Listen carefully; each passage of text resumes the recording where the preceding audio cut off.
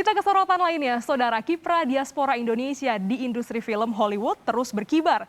Di usia muda, Ian Martin Ciputra, diaspora asal Surabaya, lulusan jurusan animasi komputer, ternyata telah terlibat dalam produksi berbagai film box office termasuk film Spider-Man No Way Home.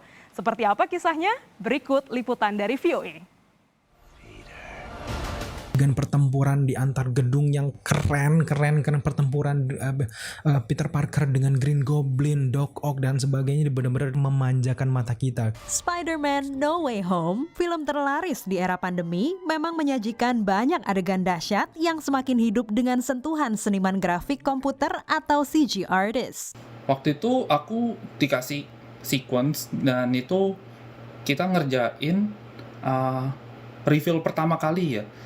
Green Goblin waktu tanpa dia pakai topengnya sendiri. Nah di situ kita kayak bikin kostumnya itu in CG. Saya Ian, salah satu CG artis di film Spider-Man No Way Home. Ian Martin Ciputra, satu lagi diaspora Indonesia yang berprofesi sebagai CG artist di industri film Amerika. Ian yang bekerja di perusahaan Secret Lab sudah menggemari Spider-Man sejak SD. Tak pernah terbayangkan suatu hari ia akan terlibat dalam produksi salah satu film Marvel ini. Terus ternyata pas dikasih tahu kayak, oh kita ngerjain Spider-Man.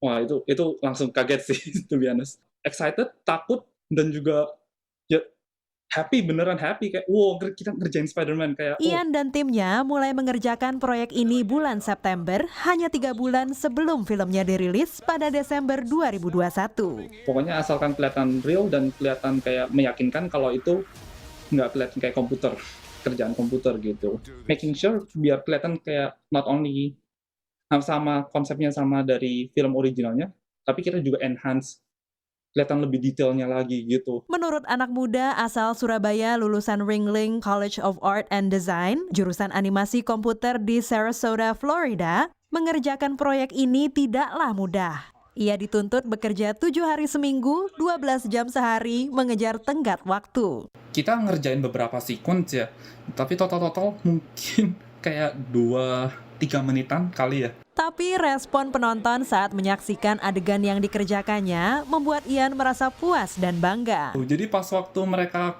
tunjukin kayak adegannya Willem Dafoe dipakai Green Goblin itu kayak beneran, orang-orang kayak cheeringnya kayak beneran kayak wah, kayak timnas Indo menang lah. Itu nonton itu juga kayak seneng dan juga kayak aduh apa ya, berbagai macam emosi keluar pas nonton itu. Udahlah, it's all worth it gitu.